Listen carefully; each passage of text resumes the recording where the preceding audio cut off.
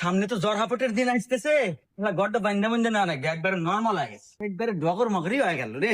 আব্বা কি আর আরে কইস না, এই যে সামনে তো জ্বর হাপটের দিন আসতেছে, গড্ডা তো ভাঙ্গা চুরা শেষ, এটা তো বান্ধা বুন্ধা নাকবো এটা দেখতেছি।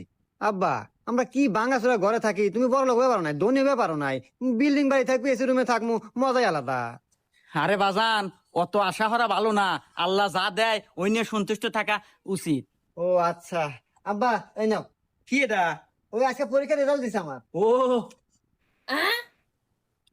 কিরে, তুই মাত্র 33 নাম্বার পায় টেনে টেনে পাস করছু।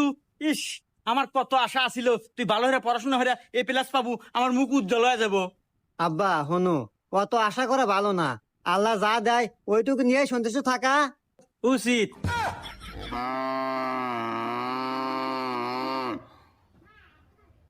আব্বা তাহলে সন্তুষ্ট থাকো।